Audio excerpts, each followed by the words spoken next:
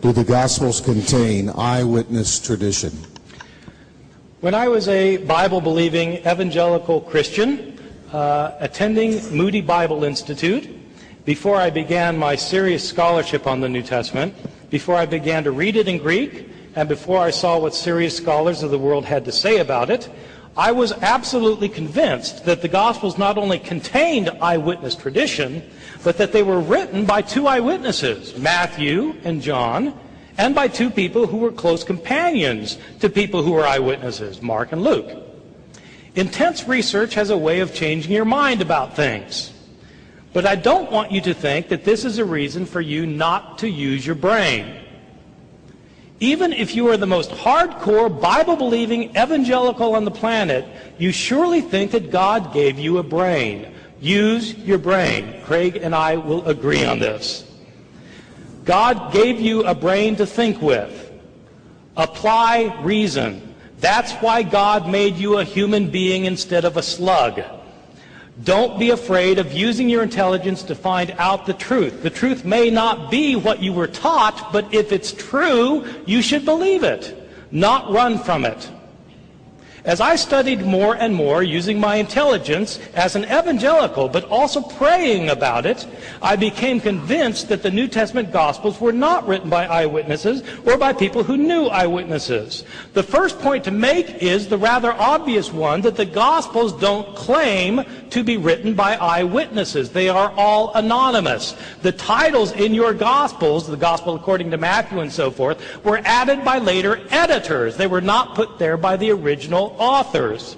Second point, none of the Gospels claims to be written by the person whose name it bears. They don't claim to be written by eyewitnesses, and they don't claim to be written by people named Matthew, Mark, Luke, and John. Those are later traditions that were added to the Gospels. These traditions do not start appearing for about 100 years. Some people think that there is an early church father named Papias who attests to the witness of Mark and Matthew, but in fact there are very solid reasons for thinking that Papias, who lived around the year 120 to 140, is not referring to our Mark or our Matthew. The first time anybody refers to Matthew, Mark, Luke, and John by name is Irenaeus in the year 180, 100 years after these books were written. My understanding of the Gospels, as they've come down to us, is that they were anonymous, and we don't know their names, and they're not built on eyewitness testimony.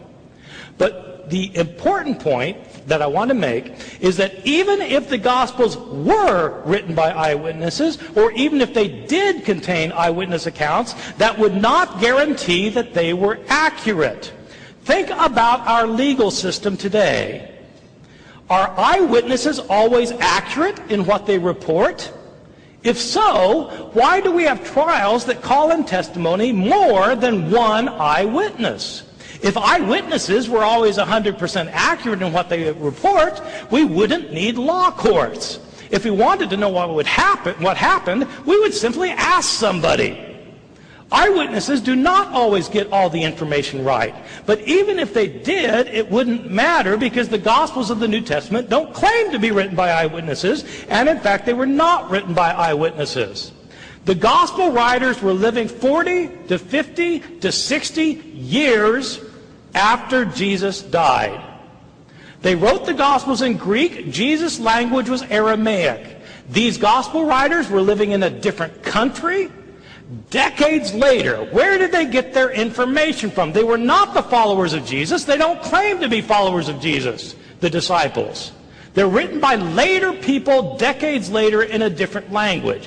Where did they get their information from? They heard stories about Jesus that had been in circulation year after year after year, decade after decade, down to the time that the gospel writers living in a different country, speaking a different language, heard the stories. What happens to oral stories when they are transmitted orally? They change.